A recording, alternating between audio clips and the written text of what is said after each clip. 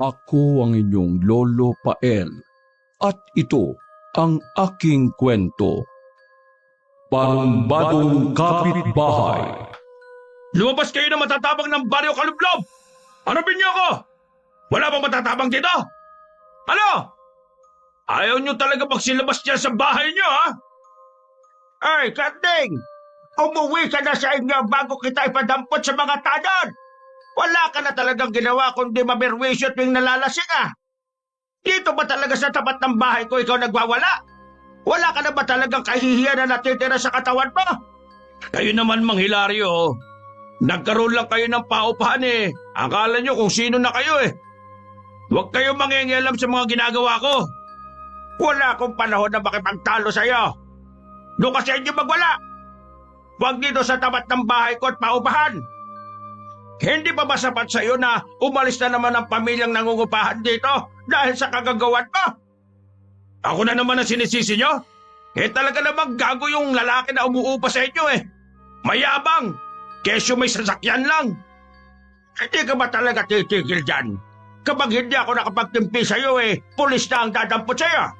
Kung hindi lang ako naawa sa nanay mo at sa asawa mong buntis pa naman din eh, matagal na kitang pinadampot talaga. Host, talaga ba? Kaya nyo yung gawin? Sa tingin nyo kaya matatakot nyo ako? Huwag mo kong subukan.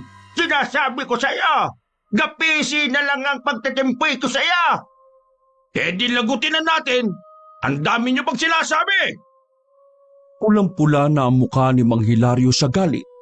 Si Karding naman pasuray-suray na dumampot ng bato at saka pinagbababato ang bubungan ng mga bahay sa paligid. Humahangos naman na napasugod ang asawa nitong si Tanya habang sapo-sapo ang malaking tiyan. Pinipigilan nito ang asawa at pilit kinakausap ng mahinahon na umuwi na sila ng bahay. Pero hindi pa rin nagpapaawat ang lalaki. Patuloy ito sa pagwawala.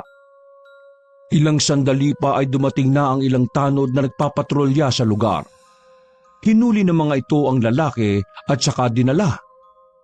Naiiling naman na umuwi na ng bahay si Mang Hilario. Kinabukasan, habang hinihimas ang manok na panabong, may dumating na mag-asawang titingin di umano sa bakanting paupahan. Agad na gumanda ang mood na matandang lalaki at sinamahan na nga ang mga ito. Taga-saan ba kayo? Taga-kabilang barangay lang po kami ng asawa ko. Bago pa lang po kaming nagsasama eh. Ilang taon na ba kayo? Kung hindi nyo mamasamay ng tanong ko, ha? Tingin ko sa inyo eh, masyado pang mga bata eh. 29 na po ako at ang asawa kong si Ani naman po 23. Sino yung dati nyong tinirhan sa kabilang barangay? Huwag nyo sanang mamasamain ang pag-uusisa ko, ha? Ganito talaga ako eh, lalo't may gustong tumingin sa pinapaupahan ko. Okay lang naman po yun. Wala po sa amin kung marami kayong tanong. Mabuti nga po yun eh. Para makilala nyo rin yung pagkatao namin. Sa tanong po ninyo kung sino yung dati naming tiniran sa kabilang barangay, bahay po yun ng tiyahin ng asawa ko. Sinamahan lang po namin siya habang hindi pa umuwi yung anak. Nung nagkaroon na po na siya na makakasama, binalak na po namin bumukod. Para na rin po kami matuto sa buhay. Ano naman ang trabaho mo, iho? Sa bayan po ang trabaho ko bilang mekaniko. Pag-aari po ng tiyuhin ko yung talyer sa bayan. Itong misis mo, ano naman ang trabaho niya? Sa ngayon po pinatigil ko po muna siya sa trabaho. Paano ang desisyon mo? Kukunin niyo ba itong bahay? Oho, tamang-tama lang po sa amin ng asawa ko yung laki. May mga ilang katanungan lang din po sana ako. Sige lang iho, magtanong ka lang. Tahimik po ba dito sa lugar ninyo? Ang ibig kong sabihin hindi po ba delikado kung may iwan ko yung asawa ko mag-isa? Tahimik naman sa lugar namin. Hindi naman to katulad sa ibang lugar na kapag nagsampay ka ng damit sa labas ay mawawala. Kaya lang may isang tao lang talaga kayong dapat iwasan. Kapag nalalasing kasi nag-iiskandalo. Ganun po ba? Siguro iiwasan na lang namin na makaharap. Madalas naman sa gabi yun ang bubulahaw. Huwag na lang kayong lumabas kapag gabi. At saka, ako naman ang humaharap sa lalaking yun eh. Hindi ko naman hahayaan na mapahaba kayo dito. Hindi na nagbigay ng iba pang komento ang mag-asawa. Nang araw na yun, nagkasundo na sila ni Mang Hilario. Nagbigay na agad si Louie ng paunang bayad sa uupahan nilang bahay. Nagpasabi rin sila na kinabukasan pa sila makakalipat na mag-asawa dahil meron pang kailangang mga ayusin. May motor na ginagamit si Louie. Nabili niya yun bago pa sila maging mag-asawa ni Annie. Kaya kahit malayo ang baryo na yun sa pinapasukan, kinuha na rin nilang mag-asawa ang bahay. Kinabukasan nga, hapon na nakapaglipat ang mag-asawa pagkatapos ng trabaho ni Louie. Sana naman magtagal tayo dito, no? Mukha namang mababait ang mga tao rito eh. Lalo na yung si Mang Hilario. Magtatagal tayo, Chuck. Basta wala lang magiging problema sa mga taga rito. Inaalala ko lang yung binanggit ni Mang Hilario na isa sa mga kapitbahay natin eh, na kapag nalalasing daw nag-iiskandalo. Sana naman huwag natin siyang maging problema dito, no? Ikaw pa naman mapagpatul din minsan. Basta wag lang niyang guguluhin yung pananahimik natin. Wala naman magiging problema. Basta umiwas ka na lang sa gulo hanggat maaari. Dayo lang tayo dito. Dapat tayo ang makisama. Kilala mo ko.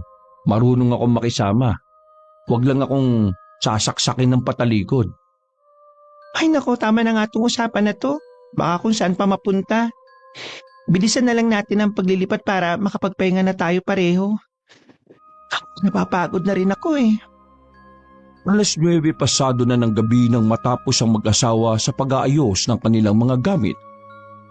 Kinabukasan naman, maaga pa rin gumising si Annie para maipagluto ng almusal ang asawa bago pumasok ng trabaho. Nang makaalis naman ito, tsaka hinarap ni Annie ang iba pang gawain sa bahay. Bandang tanghali nang lumabas siya ng bahay para pumunta ng tindahan. Magpiprito kasi siya ng isda nang mapansin na wala ng laman ang pinaglalagyan ng mantika. Malapit na siya sa tindahan nang mapansin ng isang lalaki na matipuno ang katawan. Nakasuot ito ng sandong itim at maong na butas-butas. Nanunuri ang mga mata nitong nakatitig sa kanya. Bago pa siya makapagsalita para bumili sana ng mantika nang bigla itong magsalita. Bago ka lang dito, no? Ngayon lang kita nakita eh. Ako bang tinatanong mo? Ay bakit? Meron pa bang ibang tao dito maliban kay Aling Alma? Ng hapon lang kami lumipat dito. Sa paupahan ni Mang Hilario kami umuupa. Sa matandang yun pala.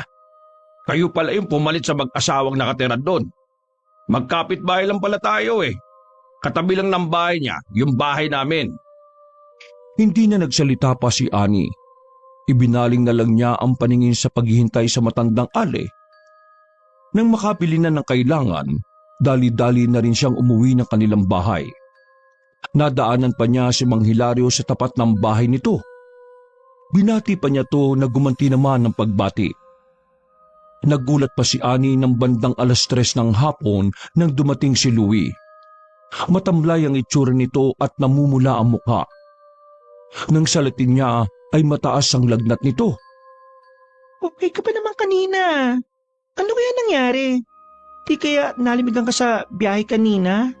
Ang aga mo kasing umalis dito eh. Hindi ko rin nga maintindihan eh. Sabi ni Chong, magpahinga na nga lang daw muna ako sa bodega. Sabi ko na lang, uuwi na lang ako. At baka lalo pang lumala ang nararamdaman ko. Hindi pa ako makapagmaneho pa uwi. Ako, ubus pa naman yung paracetamol natin. Teka nga, pupunta muna ako sa tindahan. Baka merong tinda doon. Pinahiga niya muna ang asawa at saka kinumutan. Pagkatapos, nagmamadali na siyang lumabas ng bahay. Nakasulubong naman niya si Mang Hilario na papunta sa kanila. May dala itong ulam. Saan ang punta mo at nagmamadali ka? Sa tindahan po, nilalagnat po kasi si Louie. Bibili lang po ako ng gamot. Ay, hindi nagtitinda ng gamot niyang si Alma. Wala din ibang bilihan dito kundi sa bayan pa. Isa pala akong albularyo. Kung naniniwala ka ako na lang ang gagamot sa asawa mo. Oo naman po. Pwede niyo po kayang gamutin ng asawa ko ngayon? Ay, oo naman. Sa inyo nga talaga ang punta ko. Nagluto kasi ng ginataang langka ang asawa ko. Maramihan yung magluto ng ulam kasi nga ugali na naming mabigay sa mga naupa sa amin. Ay, salamat po. Paborito nga po yan ng asawa ko Uuwi muna ako at kukunin ko yung gamit ko. Itong ulam. Babalik na lang ako. Sandali lang naman ako. Sige po. Kumatok lang po kayo sa bahay Salamat po pala sa ulam.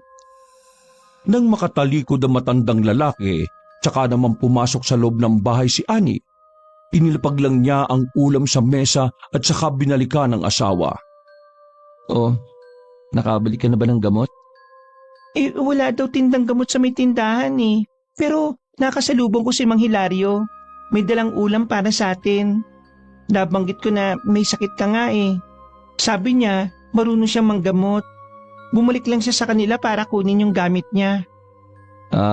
Talaga? Kaya pala marami siyang medalyon na suot Albularyo pala siya.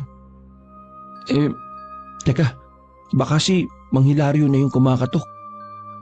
Agad naman na tinungo ni Ani ang pinto at binuksan yon. Si Mang Hilario nga ang kumakatok. Agad niyang pinapasok ito at dinala kay Louie na nanginginig na sa matinding sama ng pakiramdam. Nakamasid lang sa kanila si Ani. Kinuha naman ni Mang Hilario ang botelya at maliit na pulang tela sa maliit na bag na lagayan nito ng mga gamit. Binulangan niya yon at saka pinahiran ng langis. Sa kanya yun ipinatong sa noo ni Louie. Tiningnan din ni Mang Hilario ang dalawang palad ng asawa. Saka yung pinagdikit. Nagpausok din ng insenso sa loob at labas ng bahay ang matandang lalaki. Habang ginagamot nito ang asawa, hindi ito nagsalita tungkol sa sakit nito. Huwag ka mag-alala. Gagaling na rin ang asawa mo. Pahinga lang ang kailangan niya at huwag mo munang painumin ng malamig na tubig, Opo. Ano po kaya nangyari kay Louie? Ayos pa naman po siya kanina. Magiging maayos na rin ang kalagayan niya. Huwag ka na mag-isip. Simpleng trangkaso lang ang dumapo sa kanya. Paano? Uuwi na muna ako, Tumawag na lang kayo sa bahay kung sakaling may kailangan pa kayo. Nang makalis na ang matandang lalaki, pinuntahan ni Ani ang asawa sa kwarto. Bagya pa siyang nagulat nang makitang nakaupo na ito. Nawala na rin ang pamumula ng mukha nito. Oh, bakit ka pumangon kagad? Kaya mo na ba? Kanina para kang may matay na Oo naman. Nawala na nga yung lagnat ko Ang galing pala na albularyo ni Mang Hilario. Parang hinipan niya yung init sa loob ng katawan ko Pabuti naman at maayos ang pakiramdam mo. Kanina, grabe lagnat mo Parang bigla nga ako nagutom May pagkain ka na ba dyan? Ay, teka lang. Magsasaing na ako para makakain na tayo ng hapunan. Nawala na kasi sa loob ko na hindi pa pala nakakapagsaing. Tamang-tama yung isdang natira. Piprituin ko na rin para ipareha sa ginataang langka na ibinigay ni Mang Hilario. Sandaling iniwan muna ni Ani ang asawa sa kwarto habang siya ay naghahanda ng kanilang hapunan. Nang makatapos sa pagluto, niyaya na niya ang asawa na kumain na sila. Napansin agad ni Ani na magana itong kumain. Napangiti na lang siya habang nakatingin rito. Malapit na silang matapos kumain na makarinig siya ng kumusyon sa labas ng bahay. Nagkatinginan pa silang mag-asawa. Akmang tatayo pa lang si Louie na makarinig sila ng sunod-sunod na kalabugan sa taas ng kanilang bubungan. Hindi na napigilan ni Ani ang mapatili. Ayun, meron pang nambabato sa bubungan ng bahay natin? Teka, lalabas lang ako. Titingnan ko kung ano nangyayari. Huwag na. Baka mamaya may nag-aaway pala sa labas madamay ka pa. Dito ka na lang. Hindi naman ako lalabas ng kalsada Kesa naman pareho tayong nagtatanungan dito kung ano nangyayari. Sinabi ng wag ni. Oy, bumalik ka nga dito. Tigas naman talaga ng ulo mo. Kagagaling mo lang sa sakit eh. Tumayo na rin si Ani at napilitang sundan ng asawa. Binuksan nito ang pinto at tiningnan ang nangyayari sa labas. Isang lalaking halatang lasing ang nagwawala sa gitna ng kalsada.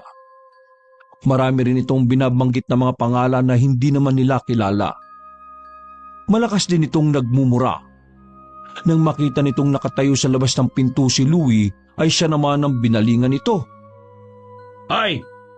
Ikaw! Bago ka lang dito Kaya mo ba ako Matapang ka ba? Halika dito! Hanapin mo ako! Ikaw ba yung bumato sa bubungan ng bahay namin? Ako nga! Ano ngayon? May angal ka? Nakakaistorbo ka kasi pare. Mabuti pang umuwi ka na sa inyo. Aba! Ang kapal naman ng mukha mo para pauwiin ako. Sino ka ba? Bago ka lang dito sa lugar namin Nakikiusap ako sa iyo pare. Gabing-gabi na Itulog mo na lang yung tama ng alak. Sa susunod na iinom ka, ilagay mo sa tiyan mo huwag sa ulo. Para hindi ka nakakaabala sa mga taong nagpapahinga na sa ganitong oras. Aba, ang yabang mo Akala mo kung sino ka? Akmang lalapitan nito si Louie nang dumating si Mang Hilario. Galit nitong hinarap ang lalaki. Ay, wag mong gagalawin niya mag-asawang yan kung ayaw mo magsisi sa bandang huli. Nandito ka na naman. Ikaw talaga pakialam merong matanda ka. Natural lang na mangialam ako. Dahil mga nangungupahan sa akin yung mga ginugulo mo paano, ang angas? Sukat mo naman akong sabihan na ilagay ko daw sa tiyan ng alak at huwag sa ulo. Haba, inuutusan pa ako umuwi. Tama lang naman ang sinabi ni Louie. Kaya kung ako sa'yo, umuwi ka na. Maawa ka naman sa asawa mo na ilang araw na lang manganganak na. Imbis na magtrabaho ka, puro pag-inom ang inaatupag mo. Alagaan mo na lang sila. Isa ka pang matanda ka Sino ka para utusan ako, Wala kang pakialam sa amin ng pamilya ko. Huwag mo kung maduro-durong lalaki ka. Kaya hindi ako makapagtimpi sa'yo madadampot na talaga kita sa pulis. Sabay gawin mo. Huwag kang puro daldal. Hindi mo pa sinasabi yan hindi mo naman ginagawa Marami pang sinabi si Carding, maging kay Louie. Hinamon din ito ang lalaki ng suntukan. Akmang lalapitan ito ni Louie ng pigilan ng asawa sa braso. Pa, huwag mo na yung patulan Kita mo nga lasing Nakakabastos na kasi. Kahit matanda pinapatulan Pasok na tayo sa loob. Kaya nga makisawsaw sa kanila. Teka lang, baka kung anong gawin niya kay Mang Hilario Ilang sandali pa, dumating ang asawa nito na halata ng hirap sa paglalakad dahil sa may kalakihan nitong tiyan. Pilit nitong hinihila ang braso ng asawa at nakikiusap din itong sumama na. Pero matigas ang lalaki. Dinuduro pang muli nito si Mang Hilario at sinabihang sumbungero. Itinulak pa ng lalaki ang asawa sa lupa nang humarang ito sa harapan niya. Napahawak naman sa may tiyan ng babae. Kita sa mukha nito ang iniindang sakit. Gusto sanang lapitan ng mag-asawa ang babae pero nag-aalangan naman si Ani. Dinaluhan ni Mang Hilario ang babae. Kahit ito ay nabigla nang makitang may umaagos ng dugo sa hita nito. Si Carding naman ay tila nahulasan sa pagkalasing. Agad nitong pinangko ang asawa at iniuwi sa kanilang bahay. Humingi naman ng dispensa ang tingin na ibinigay sa kanila ni Mang Hilario bago ito nagmamadaling tumalikod. Yun siguro yung tinutukoy ni Mang Hilario nun na mahilig manggulo kapag lasing. Bang klase rin pala no? Yun din ang lalaki nakita ko nakatambay sa may tindahan nung bumili ako ng mantika. Unang kita ko pa lang nalibadbaran na ako. Hindi ko kasi nagustuhan yung tono ng pananalita niya Bakit? Binastos ka ba niya? Di naman. Hindi ko lang nga nagustuhan yung tono ng pananalita niya. Ay, sana naman ayos lang yung asawa niya. Sa tingin ko naman kahit naiinis si Mang Hilario sa lalaking yon, hindi naman niya matitis na hindi tulungan yung babae. Sa bagay nga. Grabe Si Mang Hilario lang talaga yung may lakas ng loob na harapin yung lalaking yon. Wala man lang lumabas para awatin siya. Baka kilalang siga yung lalaking yun dito, kaya walang maglakas ng loob na humarap. Ang mabuti pa magpahinga ka na sa kwarto. Ililigpit ko lang tong pinagkainan natin. Susunod na rin ako. O sige, parang dahilo na naman ako dahil sa lalaking yun eh. Sunod ka na lang sa kwarto ha. Sabi ko naman kasi sa'yo, huwag ka na mangialam pa. Sige na, pumasok ka na doon. Mamaya hilutin ko yung ulo mo. Agad namang tumalima na si Louie. Si Annie naman laman pa rin ng isipan ng nangyari kanina. Sumagi rin sa isipan ng mga sinambit ni Mang Hilario na huwag silang guguluhin dahil kung hindi baka magsisi ang lalaki. Napakunot naman ng kanyang noo sa biglang pumasok sa isip. Maya-maya, narinig niyang tinatawag na siya ng asawa. Sinigurado lang muna niya na nakalak ang pinto at mga bintana bago pumasok ng kanilang kwarto. Kinabukasan, araw ng day off ni Louie, kaya mahaba-haba rin ang pahinga nito. Natatapos lang nila noong mag-almusal nang dumating si Mang Hilario. Humingi ulit ito ng dispensa sa kanilang mag-asawa dahil sa nangyari kagabi. Kumusta na po pala yung asawa ng lalaking lasing na yon? Ayon, matiwasay namang nairaos yung panganganak kagabi. Dapat nga sa isang linggo pa. Napaagal lang kagabi dahil napasama siguro yung pagkakatulak ng asawa. Mabuti naman po't nadala niyo siya sa ospital. Kahit kailan, hindi yun nanganganak sa ospital. Lagi lang yun sa bahay. Kulang pa nga ang kita ng asawa sa pag-inom ng alak Ang asawa ko dating kumadrona. Kahit ayaw na sanang magpaanak ng misis ko napipilitan na lang dahil sa pagbabanta ni Carding na manggugulo. At saka, hindi rin naman matiis ni misis na hindi tulungan yung babae at mga anak dito. Ay nako, kung makikita nyo, maaawa rin kayo sa kalagayan nila. Lihitin mo po bang taga rito yung Carding na yon? Ay oo, kaya lagi niyang sinisindak yung mga bagong salta rito Ang totoo niyan, ilang beses nang may umaalis sa mga umuupa rito. Yung iba mga natatakot, yung iba umiiwas na lang sa gulo. Nahihiya na nga ako sa anak-anakan kong nasa ibang bansa Yung kasi ang nagpagawa ng paupahan na ito. Ano po bang trabaho ni Carding? Kung ano-ano lang. Wala namang magtagal na trabaho doon Dahil nga laging hanap gulo. Kaya kayo na lang ang magpasensya minsan at umiwas na rin ha. Wag po kayo mag-alala. Hindi naman po kami mahilig manguna sa gulo Hanggat kayang umiwas, iiwas po kami. Ayaw din naman po namin na mapag-initan kami dito Okay siya. Maiwan ko muna kayo ha. Puntahan nyo lang ako sa bahay kung may kailangan kayo o may problema. Sige ho, Mang Hilario. Salamat po ulit sa inyo Hindi ko maiwasan na maawa sa babae at sa anak niya Ang malas niya sa pagkakaroon ng asawang barumbado at iresponsable pa. Swertihan din kasi ang pag-aasawa Katulad mo ba? Swerte ka sa akin. Bukod sa mabait at gwapo na, responsable pa. Oh, di ba? Saan ka pa?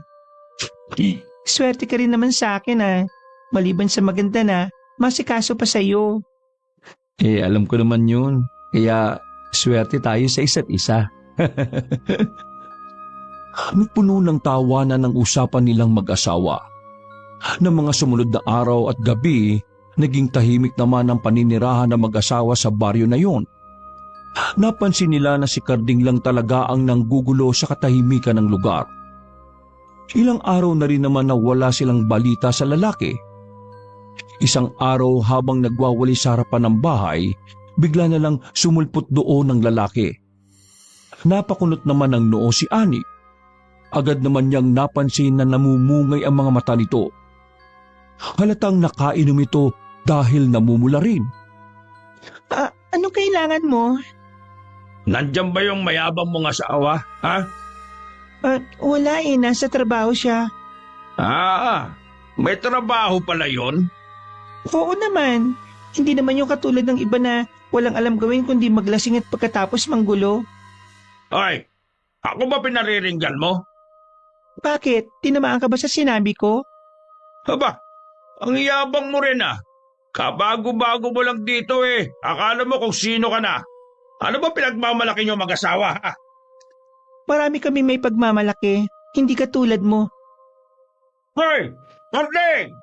Ano na naman ba ginagawa mo rito? Akala ko ba'y nagkaintindihan na tayo?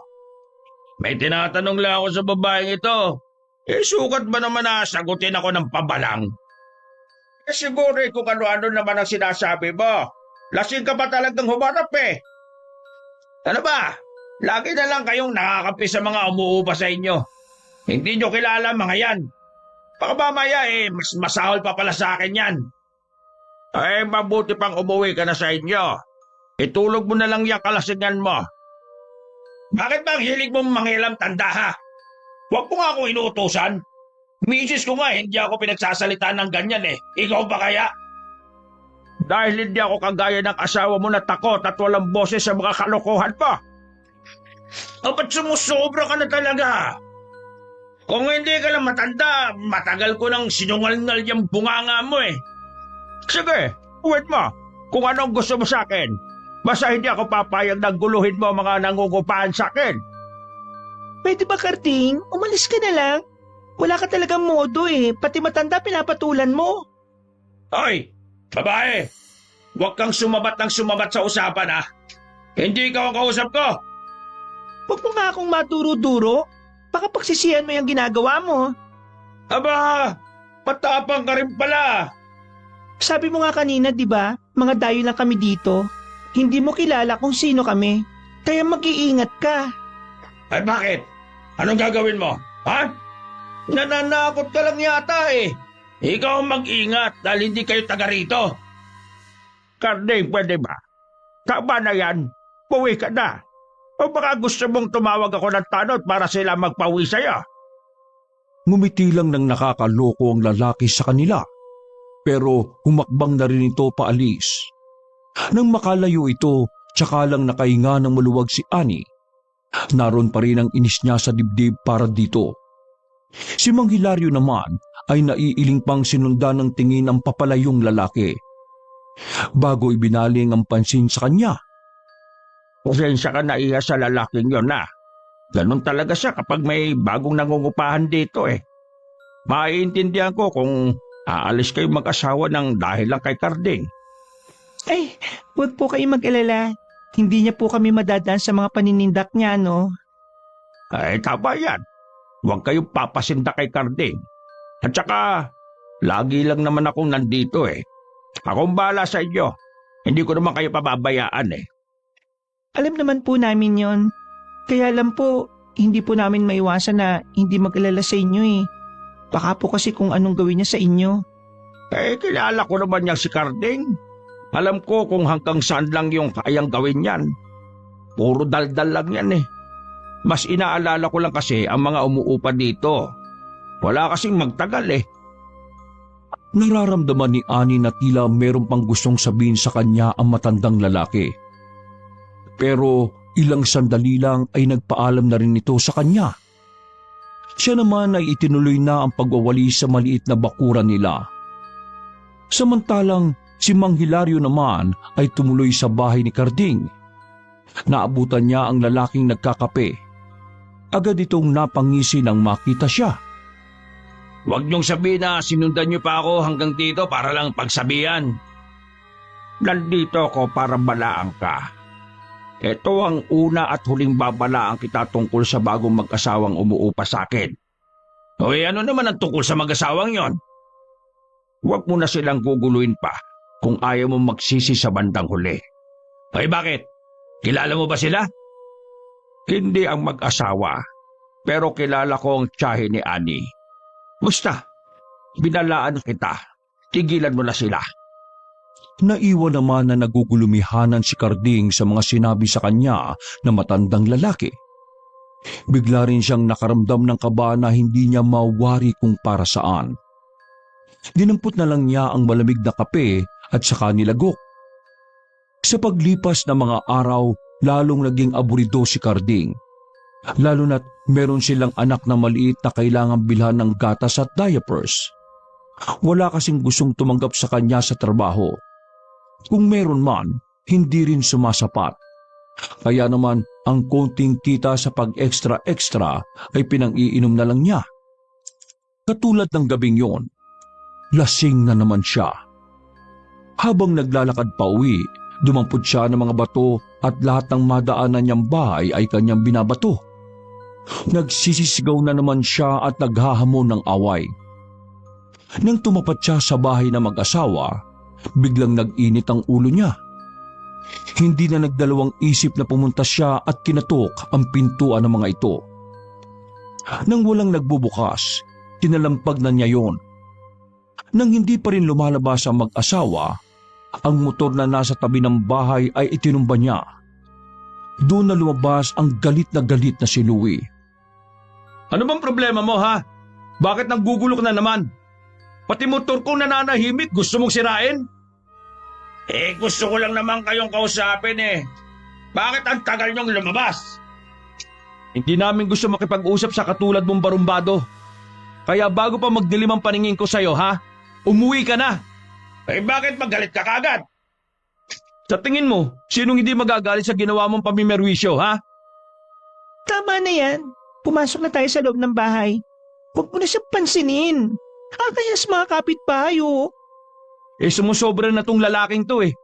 Akala yata niya lahat ng tao dito palalampasin na lang ang lahat ng mga panggugulo niya. Hindi naman ako nanggugulo, ha? Kayo naman. Hindi ka ba talaga alis, ha? Ano yan? Tutubuhin mo ako? Ipapalo ko talaga sa itong hawak ko kapag hindi ka umalis. Matapang ka lang dahil sa hawak mo. Sige nga, inaamon kita ng suntukan. Tingnan natin kung sino ang mas malakas at matabang sa atin. Hindi ako mag-aaksaya ng oras sa kalabanin ka. Ito palang hawak ko, tsak tulog ka na kapag napuruhan kita. Kaya kung ako sa'yo, umuwi ka na. Ano? Hindi ka pa uwi? Talagang sinusubukan mo ako, ha? Teka lang. Uwi na ako. Masyado namang mainit yung ulo mo eh. Aalis ka rin naman pala. Hinintay mo pa ako magalit. Halos takbuhin naman ni Carding ang pauwi sa kanila. Nakailang beses din muntika ng madapa sa pagtakbo dahil sa pagmamadali. Tinayo naman ni Louie ang natumba niyang motor habang tahimik lang na nagmamasid si Annie. Akala yata ng Carding na yun hindi ko siya papatulan Tingin ko, hindi niya tayo patataymikin hanggat nandito tayo eh. Anong gusto mo? Umalis tayo dito. Akala ko ba gusto mo na rito sa lugar na to? Hindi ko naman sinabi na umalis tayo eh. Kung iniisip mo na, Bakit hindi? Kung yun lang ang paraan para tigilan niya tayo. ayoko ng ganung paraan. Huwag mo naman sanang gayahin ang tiyahin mo. Kaya nga inilayo kita sa kanya dahil sabi mo, hindi mo matim ang mga pinagagawa niya Tapos, eto ka ngayon. Paano? Napupuno na kasi ako sa Carding na yun eh. Bukod tanging siya lang ang sumisira sa katahimikan ng baryong to. Wala na tayong magagawa sa bagay na yan. Nagarito kasi siya kaya malakas ang loob na manggulo. Ay nako, mabuti pang pumasok na tayo. Baka mamaya ay bumalik pa yun dito. Nagngingit-ngit naman sa galit si Carding.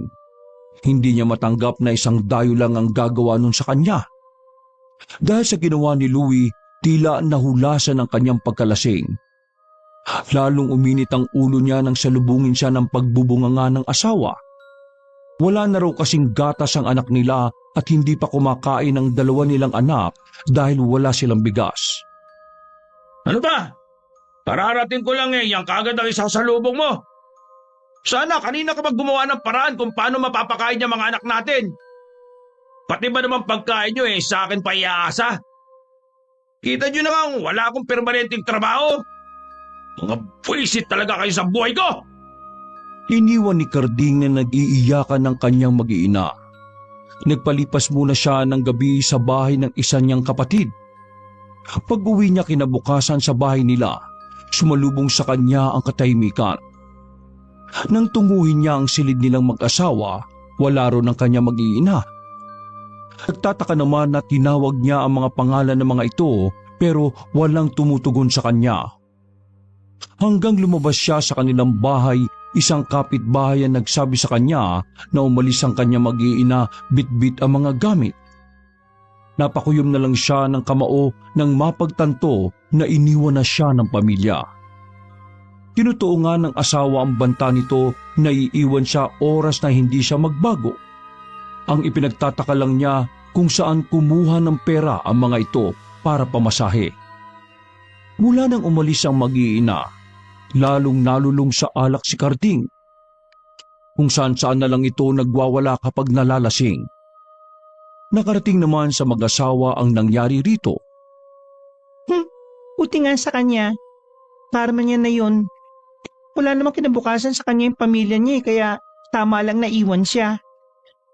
Kaya lalo daw lumalala yung mga ginagawa eh. Kung saan-saan nga daw nagwawala. Bakit kasi hindi pa ipadampot sa mga pulis ang lalaking yun para magtanda? Hindi yung dadali ng mga tanod tapos ihahatid pa uwi. Kung yun ba naman ikinukulong nila para magtanda? Nalaman ko nga na tsuhin pala niya yung kapitan sa baryo na to. Kaya siguro malakas din ang loob na gumawa ng kalokohan eh. Kaya naman pala malakas ang kapit. Ngayon ko lang naisip na kaya pala mas pinipili ng mga nangungupahan dito na sila na lang ang umalis dahil alam nilang wala ring mangyayari kahit na magreklamo sila. Gano'n na nga siguro. Kaya naisip ko din na tayo na lang ang maghanap ng ibang maupahan eh. Ay nako, hindi tayo aalis dito. Wala naman tayong ginagawang masama kaya hindi tayo ang aalis. Kaya namimihasa ang lalaking yun dahil akala niya lahat ng tao kaya niya. Nako, makakasubukan kami oras na manggulo ulit siya dito. Ano naman ang pinaplano mo?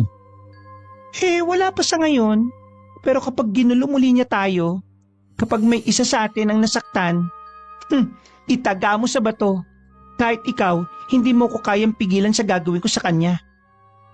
Napatitig na lang si Louie sa mukha ng asawa. Kilala niya kasi ito kapag nagalit. Parang siya tuloy ang kinabahan sa maaari nitong magawa kay Karding. Nang sumunod na mga araw, malimit umuwi ng gabi si Louie sa kanilang bahay. Hindi na rin siya nakakabalita tungkol kay Karding. Hindi rin kasi nagkukwentong asawa niya tungkol sa lalaki. Nang umuwi siya, nadatnan pa niya ang tiyahin ng asawa na paalis naman na. Nagmano lang siya rito at saka na ito sumakay sa naghihintay na tricycle. Sinundan pa yun ng tingin ni Louie hanggang mawala sa paningin niya ang tricycle na kinalulunanan ng matandang babae. Anong sadya ng tiyahin mo sa atin? Wala, dumalaw lang. Gusto lang daw niyang makarating dito sa lugar natin. Alam mo, may nabanggit siya na nakarating na daw siya dito dati. May kakilala daw siyang taga rito. Di lang daw niya sigurado kung dito pa rin nakatira kasi kapangasawa nga daw ng taga malayo. Talaga? Nabanggit ba niya kung anong pangalan? Hindi niya sinabi kahit tinanong ko Alam mo naman si Chang, masyado masikreto. Kapag ayaw niyang malaman ng iba, kahit pangalan, hindi nun sasabihin. Sa bagay nga. Kumusta naman daw siya? Okay naman daw. Kaso, lagi daw wala si Ate Cathy. Kaya parang wala naman daw siyang kasama sa bahay. At least, sa bahay niya nauwi si Cathy. Hindi tulad nun na kung saan nakakarating dahil sa klase ng trabaho. Yun na nga lang daw ang ipinagpapasalamat niya Kaso, hanggang ngayon, hindi pa rin daw pumapayag si Ate Cathy sa gusto niyang mangyari. Kahit naman kasi sinong nasa matinong pag-iisip hindi talaga papayag sa gusto niya. Sinabi nga niya sa akin kung gusto ko raw ba. Anong sagot mo? Sinabi ko na ayoko at gusto ko mamuhay ng normal. At hindi ka rin ako papayag. Buti naman. Dati, akala ko interesado ka na sa ginagawa niya dahil lagi ka nagtatanong Siyempre, dala lang ng kuryosidad. Pero ayoko naman sundan ang yapak ni Chang, no? Si Ate Cathy nga ayaw Anak niya, ako pa kaya? Napansin ko, parang tumahimik dito sa lugar natin Wala ka bang nababalitaan tungkol kay Karding? Narinig ko kanina habang nasa tindahan ako na araw-araw daw nagiinom. Ang ginagawa daw ng mga kapatid, ikinukulong sa loob ng bahay para hindi na makapanggulo. Buti naman kung ganun. Kahit papaano napapanatag ang kalooban ko. Nag-aalala kasi ako sa iyo dahil malimit akong gabi na makauwi. May tinatapos kasi kaming trabaho. Nagmamadali na kasi yung may-ari ng sasakyan. Wag mo kong alalahanin, no. Kaya ko ang sarili ko. At saka, nandyan lang naman si Mang Hilario Hindi naman ako pababayaan nun. Sa bagay nga, tagal na rin pala nating hindi nakakakwentuhan si Mang Hilario, no? Baka busy lang. Di ba albularyo yon? Minsan nga napapadaan ako sa tapat ng bahay niya Daming tao. Tingin ko mga nagpapagamot ang mga yon. Baka nga. Tara na, kumain na tayo. Gutom na ako Oo, sige. Maghahain na ako. Magpalit ka na muna ng pambahay. Naging panatag naman si Louie na hindi na sila guguluhin pa ni Carding. Kaya nang gabing pauwi siya, isang lalaki ang bigla na lang humarang sa kanyang daraanan habang nakataas ang kanang kamay. Sa pag-aakalang makikiangkas, huminto siya sa tapat nito. Naka-jacket na may hood ang taong pumara sa kanya, kaya hindi niya ito namukhaan kaagad. Kaya ganoon na lang ang gulat niya nang tanggalin ito ang takip sa ulo. Bago pa siya makahuma, sunod-sunod na palo sa ulo at sa iba't ibang bahagi ng katawan ang natanggap niya mula rito. Iniwan lang siya nito nang hindi na siya makagalaw. Isang biyahero rin na taga roon ang nakakita sa kanya at nagpatid siya sa bahay nila. Nakulat at maiyak-iyak naman si Annie nang mapagbuksan siya ng pinto kasama ang isang hindi kilalang lalaki. Nagpaliwanag ito sa nangyari sa asawa. Dali natin siya sa ospital. Bakit dito ka pa kasi nagpadiretso Wag na, bugbog lang naman to Si Mang Hilario na lang ang tawagin mo. Sigurado kang siya ang tatawagin ko? Oo, siya na lang. May tiwala naman ako sa kanya Oo, sige. Pero nakita mo ba kung sino ang gumawa nito sa'yo? Si Carding. Akala ko makikisakay lang siya kaya ako huminto Nagulat na lang ako nang pagpapapaluin niya ako ng hawak niyang tubo. Parumpadong yun. Talagang inuubos niya ang pasensya ko Talaga bang hindi niya tayo titigilan? Reklamo na lang natin sa barangay. Hindi ko na palalampasin tong ginawa niya sa akin. O paano? Dito ka muna. Tatawagin ko lang si Mang Hilario. Tumungulang si Louie na kita sa muka ang sakit na iniinda ng mga oras na yon. Nagpupuyos naman sa galit si Annie dahil sa nangyari sa asawa. Pagdating sa bahay ni Mang Hilario, agad niyang sinabi ang sadya. Pati ang matandang lalaki ay labis na nagulat at bumalatay rin ang galit sa mukha nang malamang si Carding ang may gawa noon sa asawa. Pagdating sa bahay, agad na ginamot ni Mang Hilario si Louie, habang si Annie kung ano-ano ang pumapasok sa isipan. Kailangan pagbayaran ng lalaking yun ang ginawa niya sa asawa ko. Oo naman, iha. Hindi rin ako papayag na hindi niya pagbayaran ng ginawa niya. Kumihingi na rin ako ng dispensa dahil sa nangyari. Pananagutan ko kayo dahil sa akin kayo nangungupahan. Wala naman po kayong kasalanan Yung parumbadong lalaking yun ang may kasalanan. Kita ang pagkadismaya sa mukha ni Mang Hilario dahil sa ginawa ni Carding. Hindi nito akalain na aabot sa ganoon ang galit nito sa mag-asawa. Hinayaan na lang din ito na maglabas ng galit si Annie. Kahit hirap sa pagkilo si Louie, pumunta pa rin sila sa barangay para ireklamo ang ginawa ni Carding. Pero lalong nadagdagan ng kanilang pagkadismaya nang sabihin mismo ng kapitan na wala naman silang ebidensya na si Carding nga ang may gawa noon. Sinabihan pa sila ng kapitan na dayo lang sila sa lugar na yon kaya dapat lang sila ang makisama. Gusto pa sana makipagtalo ni Annie pero pinigilan na siya ni Louie. Maging si Mang Hilario ay labis ang pagkadismaya sa kanilang kapitan dahil sa pakikiharap sa kanila. Ay, nako. Yun ang isa sa mga rason ng mga umaalis dito sa paupahan na to Kapag dayo, hindi man lang kilingan ng kapitan dito. Hindi pinapansin ang mga reklamo. Kaya naman pala, nagiging abusado ang lalaking yon. Kaya kung gusto niyo nang umalis, hindi ko kayo pipigilan pa. Naiintindihan ko kayo. Hindi po kami aalis. Wala kaming ginagawang masama sa mga taga rito. Tahimik lang kami ditong nakatira. Kung gusto ng Karding na umalis kami, maghintay siya kung kailan namin gustong umalis. Nagkatinginan naman ang dalawang lalaki sa nakikitang galit sa anyo niya. Nagpaalam sandali si Ani na magluluto ng sopas para makakain ng asawa.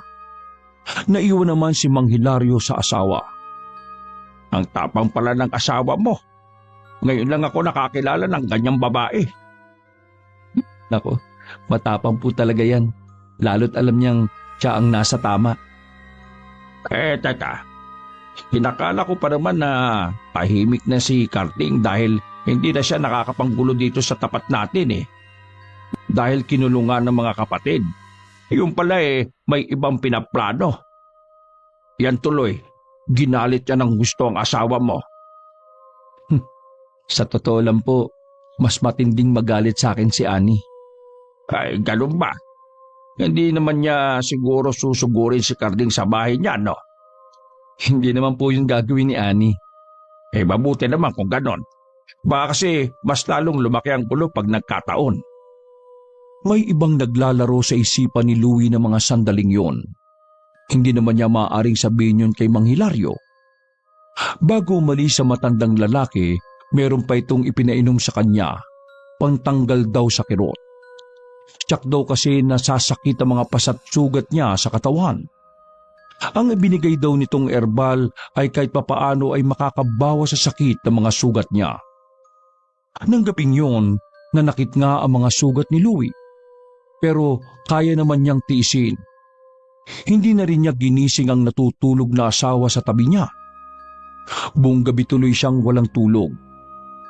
Kinabukasan, tanghali nang nagising si Louie. Kahit hirap sa paglalakad, pinilit niyang bumangon. Hindi niya nakita ang asawa sa kusina. Nang mapadako ang tingin sa lamesa, nakita niya sa ibabaw ang isang nakatuping papel. Ani sa sulat, saglit lang daw sa bayan ng asawa para mamalengke. Naisip niya marahil ay pauwi na rin ito. Hinain na lang niya ang pagkain na nakatakip sa lamesa. Bago magtanghalian ay dumating naman ang asawa. Nakangiti itong pumasok. Bit-bit ang mga pinamili. Oh, natagalan ka yata ngayon. Marami bang tao sa palengke? Ha? Oo eh. Nainip ka ba sa paghihintay? Pasensya na kung hindi na kita ginising ha. Kailangan mo kasi ng mahabang pahinga eh. Ayos lang. Hindi lang kasi ako sanay na wala ka paggising ko eh. Ano, marami ka bang napamili? Yung sapat lang para sa isang linggo. Ay, teka lang ha. Magluluto na muna ako ng pananghalian natin. Tumungo lang si Louie. Umupo na lang siya sa upuan at tahimik na pinanood ang asawa sa ginagawa nito. Hinahapunan naman, naging bisita nila si Mang Hilario. Nangungumusta lang ito sa kanilang mag-asawa at sinuri na rin ang mga sugat ni Louie. Mang Hilario, may balita po kayo kay dun sa parumbadong lalaki na yon? Ang totoo niyan, iha. Lagi ko siyang nakikita eh. Pero hindi naman siya makatingin ng diretso sa akin. Madalas pa nga kapag nakakasalubong ko, umiiwas ng daan eh. Minsan bumabalik sa pinanggalingan. Ay, buong buhay ko. Ngayon lang ako nakakilala ng ganong klaseng tao. Matagal ng problema ng baryong ito si Karding. Kaya lang walang magawa mga taga rito kahit magreklamo. Kahit ata si Kapitan takot sa kanya eh. Lalo pa siyang lumala ng iwan ng pamilya. Ay nako, tama lang na iwan siya ng buong niyang pamilya. Buti nga po't natauhan na yung asawa eh. Nakakaawa nga din yung pamilya niya. Siguro nga nakabuti pa yung ginawa ng babae. Ang totoo niyan, sa inyo ko lang to sasabihin ha. Binigyan ko ng pamasahe yung mag-iina. At talaga ho? Ibang klase rin po pala kayo, no? Mabuti na rin po yun. Dahil wala naman talagang kinabukasan ng pamilya niya sa kanya eh. Ganti na rin yun sa kanya. Hindi ko naman talaga ginawa yung para gumanti. Naawa na lang talaga kaming mag-asawa sa kanila. Lalo na sa mga bata.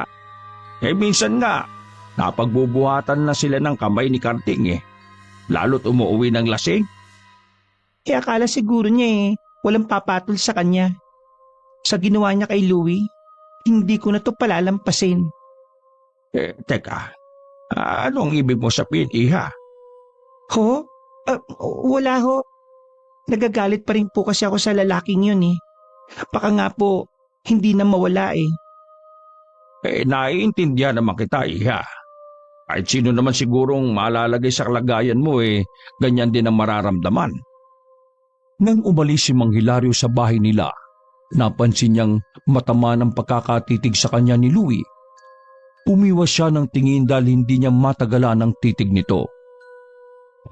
Matagal ko nang alam na maganda ako, no? Kaya hindi mo na kailangan titigan pa ako ng akala mo ngayon mo lang ako nakita. Alam ko naman yun. Pero hindi yun ang dahilan kung bakit kita tinititigan. Ano palang dahilan mo? Alam ko na may pinaplano ka ha. Sana huwag mo nang ituloy pa kung ano man yan. Kung gawin ko man nga to, tama lang naman yun sa lalaking yun eh.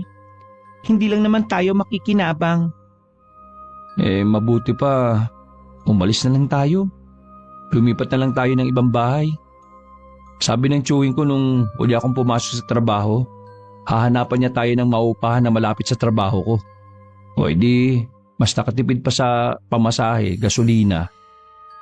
Nako, kaya namimihasa ang lalaking yun eh. Akala niya walang gagalaw sa kanya. Akala niya lahat kaya niya. Hayaan mo na lang yung karma ang maningil sa kanya. Kita mo nga iniwan na siya ng pamilya niya. Naku, kulang pa yun. Kita mo nga, hindi pa rin nagbabago. Lalo pang lumala. Ayoko lang kasi na mapahama ka sa kung ano man ang gagawin mo. Hindi naman ako ang gagawa eh. Si Chang naman. Ano? Nanggaling ka sa kanya? Sinabi mo lahat? Nang minsang galing ako sa bayan, dumaan din ako sa kanya. Sang-ayon siya sa gusto kong mangyari. Mabibigyan na rin kita ng hustisya sa ginawa niya sa'yo. Hindi naman hustisya ang hanap mo kundi paghihiganti. Ganyan. Imbis na matuwa ka, bakit parang nagagalit ka pa sa akin? Alam mo naman kasing hindi ako sang-ayon sa pangungulam ng tiyahin mo. Kaya nga inilayo kita sa kanya para hindi ka niya maudyukan na sumunod sa yapak niya. Pero ikaw naman pala tong lapit ng lapit sa kanya.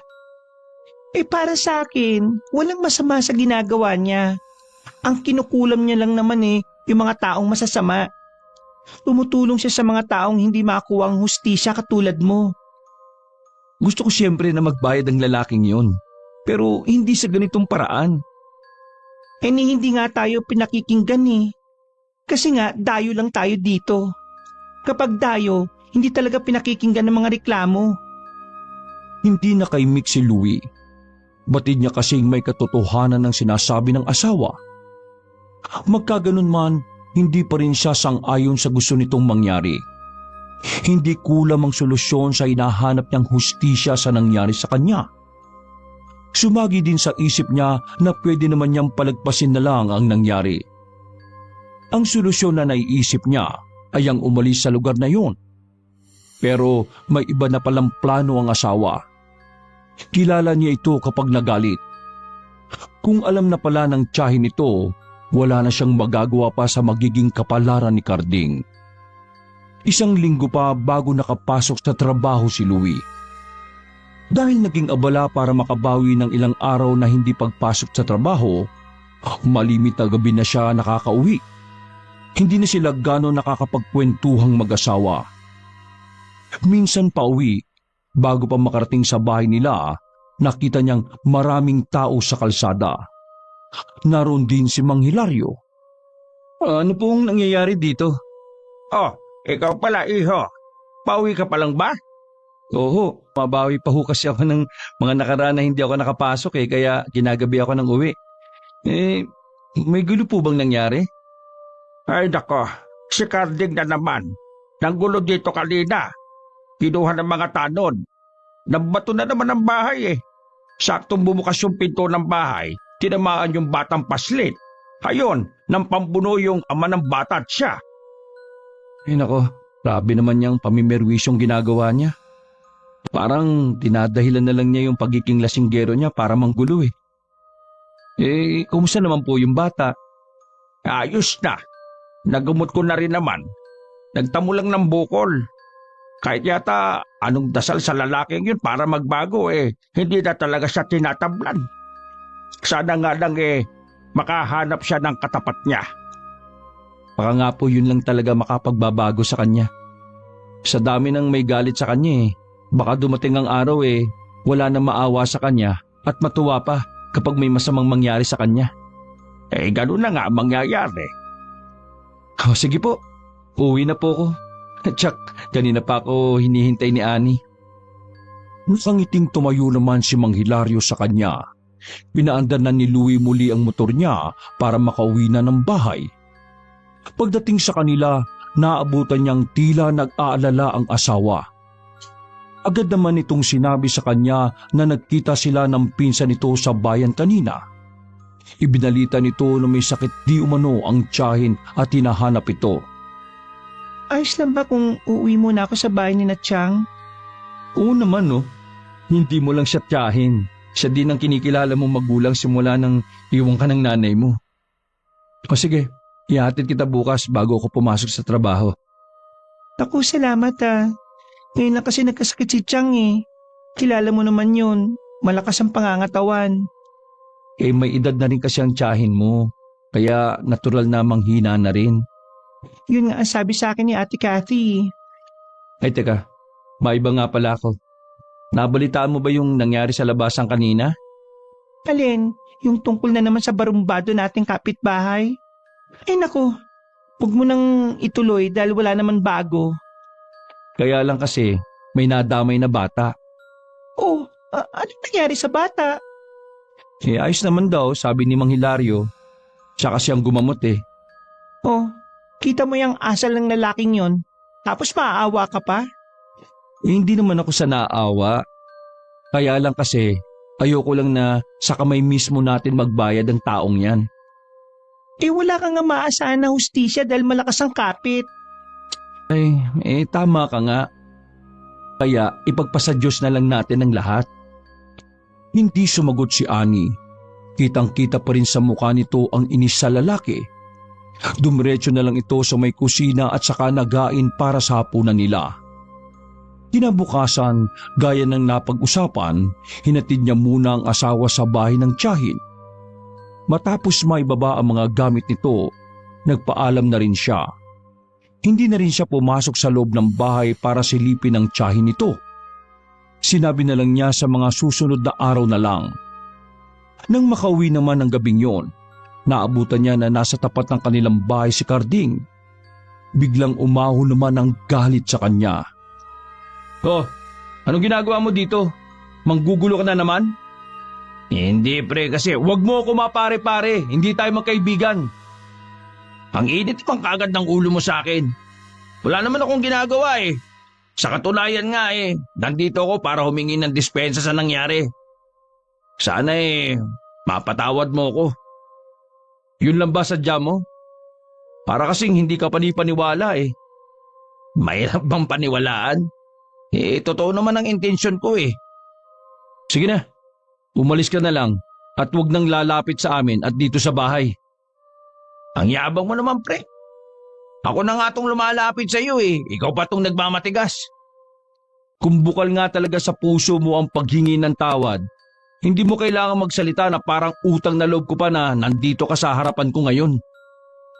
Ikaw naman kasi pare. Alam mo rin kung sino ka makapagsalita Huwag mo na sanang kakalimutan na malaki ang atraso mo sa akin Hindi ko yung nakakalimutan. Mahigit 1 linggo kong hindi nakapasok sa trabaho. Alam mo ba kung gaano kalaking abala nun sa akin? Palibhasa kasi hindi mo alam ang salitang responsibilidad Oo na, tama ka na. Kung hindi mo gusto ang paghingi ko ng tawad, di wag. Dami mo pang sinasabi. Naiiling na lang si Louie nang galit pa itong tumalikod at naglakad palayo. Pumasok na lang siya ng bahay. Bigla siyang nanibago na wala man lang sumalubong sa kanya.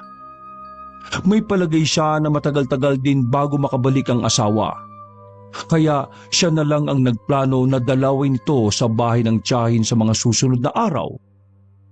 Gaya ng inaasahan, ilang araw nang mag-isa si Louie sa bahay na inuupahan. Minsan, naabutan siya ni Mang Hilario. May dala itong ulam. Napangiti na lang siya dahil sa mabait na matandang lalaki.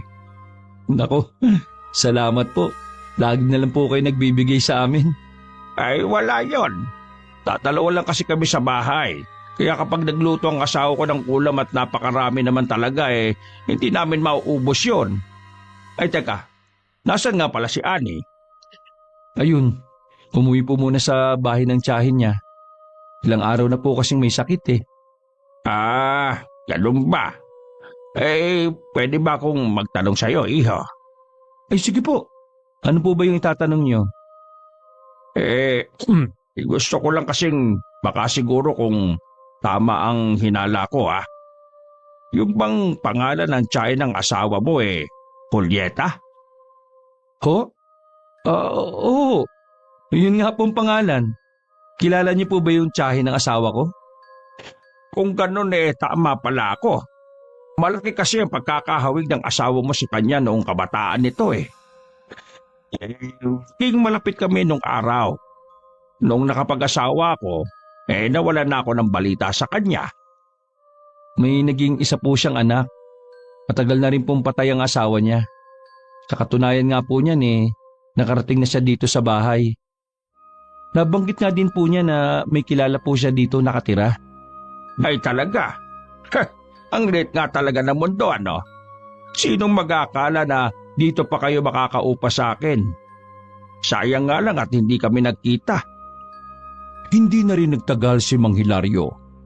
Nang maiwang mag-isa, napaisip bigla si Louie kung may alam din na matandang lalaki sa lihim ng tiyahin ng asawa. Kung may alam siya, binanggit na sana niya kanina. Pero maaari ding ayaw lang niyang sabihin sa akin. Ayoko na ngang isipin pa yung mga bagay na yan. Inabot pa ng 1 linggo ang pananatili ni Annie sa bahay ng tiyahin. Siya na lang ang dumadalaw rito.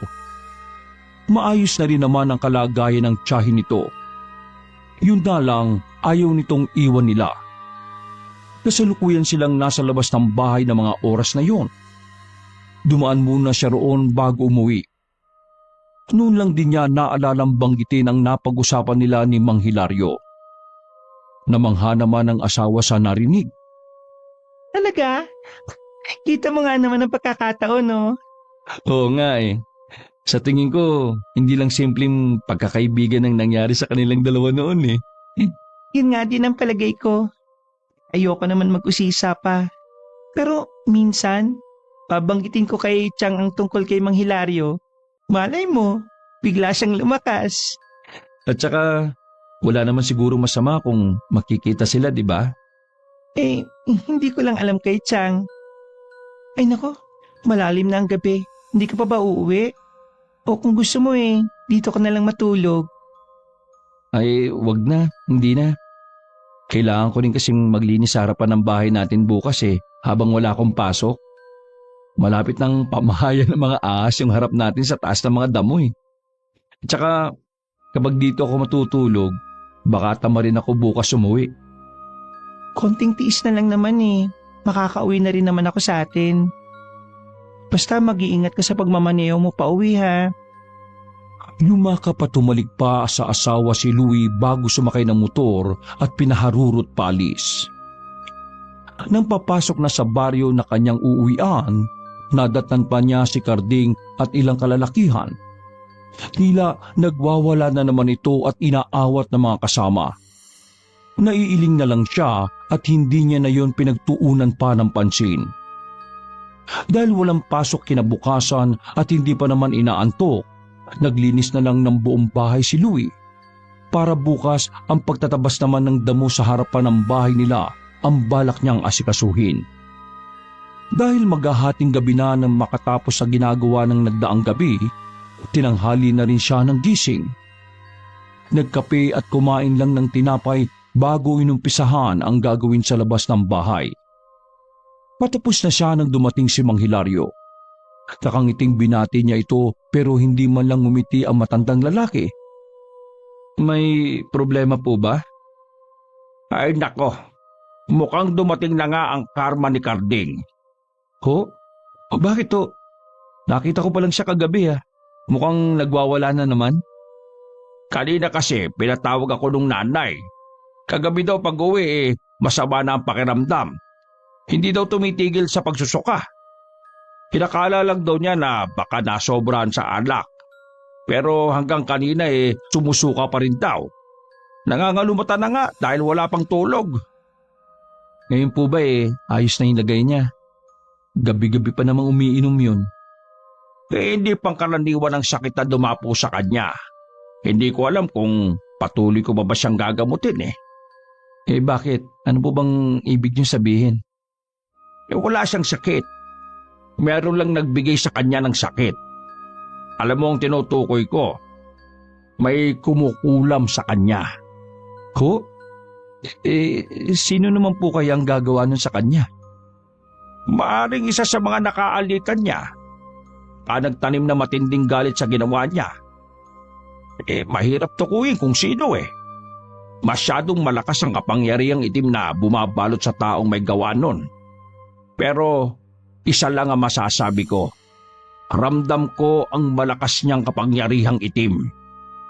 Nawalan na ng sasabihin si Louie. Bigla rin kasi siyang nakaramdam ng kaba. Meron din nagsusumiksik sa kanyang isipan kung sino ang nasa likod na nangyari sa lalaki.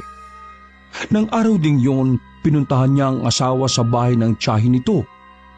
Niyaya pa niya sa labas na lang sila mag-usap para hindi marinig ng tiyahin. May nangyari ba sa atin? Itinuloy mo pa rin ba yung plano mo kay Carding? Ano ngayon? Tama lang yun sa kanya. Ani naman.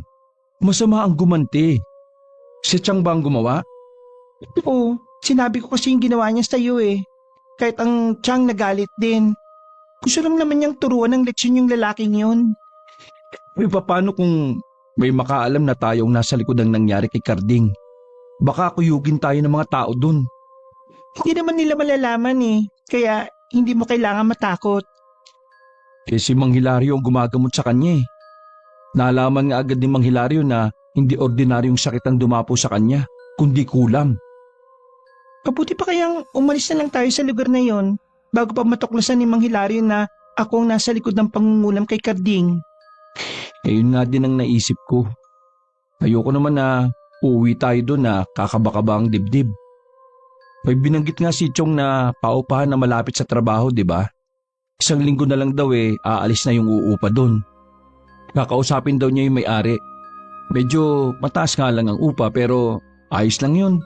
Ang importante makalis na tayo sa lugar na yun. Uwi muna ako sa atin para ayusin ang mga gamit natin. Wag na. Ako na lang bahala sa lahat. Lumito ka lang.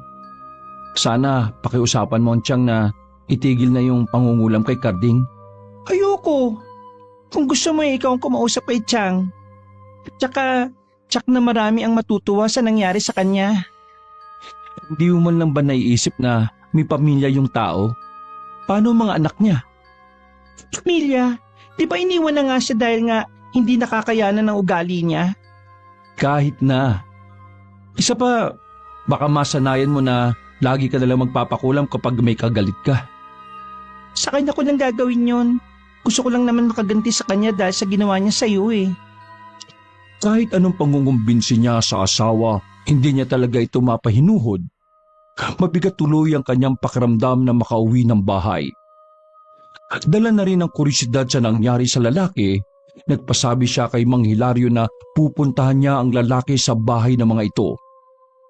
Anito, sumabay na lang siya rito at pupuntahan din daw nito. Nang marating nila ang bahay, napansin agad niya ang pagiging salat sa pamumuhay ng mga ito. Kaya nagtataka siya kung bakit nagagawa pa nitong uminom kesa ibili na lang ng pagkain para sa pamilya. Isang may kataba ang babae ang nagbabantay sa lalaki. Marahil ito ang ina. Nakahiga lang si Karding at natutulog. Ang laki ng ibinagsak ng katawan nito. Parang tingin ni Louie rito ay tumanda ito ng higit sa tunay nitong edad. Nilapitan ito ni Mang Hilario para gamutin. Nang sulyapan niya ang ginang, parang maiiyak na naman ito sa nakikitang paghihirap ng anak. Napagtanto ni Louie na kahit gaano pa kasama ng isang anak, hindi matitiis na magulang ang paghihirap nito. Hindi na nakayanan ni Louie ang eksenang yun. Sa labas na lang siya naghintay at para din makasagap ng hangin. Habang naroon siya sa labas, may ilang tao ang dumating. Tinapunan lang siya ng malamig na tingin ng mga ito at saka pumasok sa loob ng bahay. Maya-maya, tila may nagtatalo sa loob ng bahay. Ilang sandali lang, lumabas na rin si Mang Hilario dala ang mga gamit nito. Inaya na siya nitong umalis. Dumaan muna sila sa bahay nila. Sino po yung mga yon? Kapatid at tiyuhin na hindi naniniwala na kinulam si Karding. Nagalit pa sa akin at bakit ko daw ginagamot. Mas gusto daw nilang ipagamot sa doktor si Karding kesa sa isang albularyo. Binalaan ko sila na oras na dalhin nila sa doktor ang lalaki, lalo lang lalala ang kalagayan nito. Kapag nagkataon, wala na ako magagawa pa para isalba yung buhay nito. Ano po kayang sakit ang ibinigay kay Karding? Maliban sa pananakit ng buong katawan, para daw bang tinutusok ng malilit na karayom yung balat niya. Nagkaroon na rin ng sugat ang loob ng kanyang bibig kaya hindi na siya makapagsalita. Kahit ganun po yung ginawa niya sa akin, hindi ko po maiwasan na hindi maawa sa kanya. Dahil mabuti ang iyong puso. Napakaswerte ng asawa mo sa iyo. Kahit ano pang ginawa sa iyong hindi maganda hindi ka pa rin nagtalim ng galit dyan sa puso mo. Galit pa rin naman po ako sa kanya at hindi ko pa rin po nakakalimutan yung ginawa niya. Pero kanina, parang pinipiga ang puso ko sa nakikitang paghihirap niya. Kapag dinala nila sa ospital si Karding, nako, magiging huli na ang lahat. Dumaan pa sa harapan nila ang mga kaanak ng lalaki na buhat-buhat ito. Isinakay nila ito sa sasakyan habang umiiyak naman na nakasunod ang nanay nito. Walang nagawa kundi sundan na lang nila ng tingin ang papalayong sasakyan. Paano po kayo magagamot si Karding? Kapag po ba pinatawad siya ng nagpakulam sa kanya, gagaling na po siya? Maaari iyo, pero masyadong malakas yung kapangyarihan ng taong nagpakulam sa kanya. Lalo pa nitong dadagdagan ng sakit ni Karding ngayong dinala na siya sa ospital. Bakit ba kasi hindi na lang sila maniwala sa inyo no? Ginagawa niyo naman ang ikabubuti ni Karding. Hindi lahat kasi naniniwala sa kulam. Ako naman, nire-respeto ko naman ang kanilang paniniwala. Ipaubaya na lang natin sa taas ang magiging kapalaran ni Karding. Simula ng araw na yon, wala nang naging balita si Louie sa lalaki. Hindi na rin sila nakikita ni Mang Hilario. Naging abala na rin kasi siya sa kanyang trabaho at pag-aayos sa kanilang gamit. Isang gabi nakararating lang ni Louie sa bahay nang makarinig ng mga katok sa may pinto. Si Mang Hilario ang napagbuksan niya. Kanina pa kita inaabangan, iho. Bakit po? May kailangan po ba kayo? Kasi si Karding, pumanaw na kanina. Ho? Sa ospital po ba siya namatay? Inuwi siya sa bahay pagkaraan ng 3 araw Ipinatawag ako ng nanay niya pero malala na yung kalagayan nito. Sumusuka na siya ng dugo. Hirap na ang kalagayan niya. Sadya talaga siyang pinahirapan. Saan po siya nakaburol ngayon? Sa bahay ng tiyahin niya. Dumating na nga rin yung mag-iina niya kanina pero pinagtabuyan lang sila Pinaghihinalaan kasi ng pamilya ni Karding na baka ang asawang nagpakulam dito. Hindi po ba nila naiisip na sa dami ng nakagalit ni Karding baka isa sa mga yun ang may gawa nun? Alam mo naman ng mga tao, basta na lang sila makapambintang. Hindi talaga nag-iisip. Mang Hilario, meron din po sana akong sasabihin sa inyo eh. Balak na po kasi naming umalis dito sa bahay na inuupahan namin. Ha? Ay bakit naman? Kung kailan wala nang manggugulo sa inyo ngayon. Kasi po, yun ang napag-usapan namin ni Ani. Tsaka po, malayo kasi ito sa pinapasukan kong trabaho eh. Noon pa may hinala na ako na sasabihin mo yan sa akin. May kinalaman ba kayo mag-asawa sa nangyari kay Carding? Ang tiyahin ba ni Ani ang may gawa ng pangungulam? Ko? Ay, wala po kaming kinalaman dyan, no? Hindi mo kailangan magsinungaling pa, iho. Kilala ko noon pa si Julieta. Namanan niya sa kanyang ina ang kaalaman sa pangungulam. Unang dating pa lang ninyo sa bahay na to nakaramdam na ako ng kakaiba sa asawa mo. Tila may itim na enerhiya ang bumabalot sa kanya.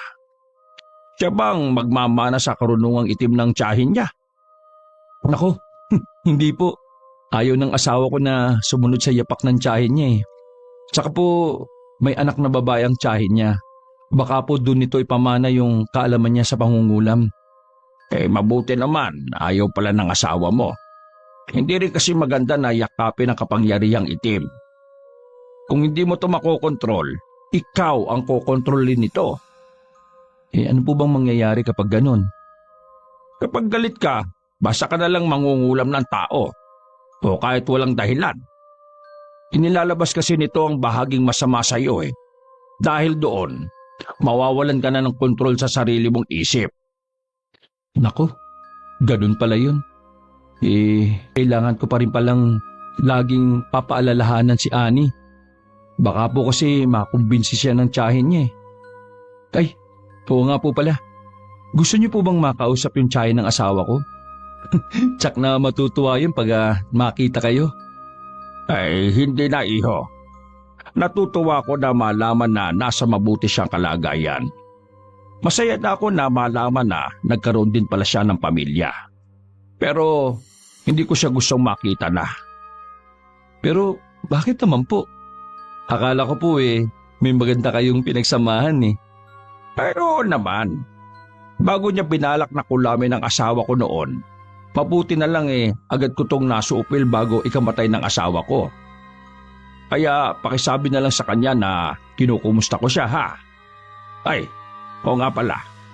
Pagkatapos na lang ng libing ni Carding kayo lumipat para hindi kayo pagdudahan ng mga taga rito.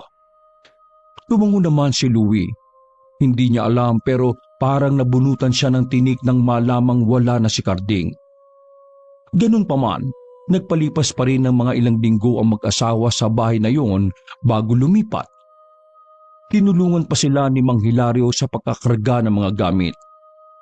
Kahit papano, nalulungkot silang mag-asawa na aalis na sila sa lugar na yon, lalo na't napalapit na rin sila kay Mang Hilario na hindi sila itinuring na iba. Marami naman ang nagtaka sa naging desisyon nilang yon, pero tikom ang kanilang bibig sa tunay na dahilan nila.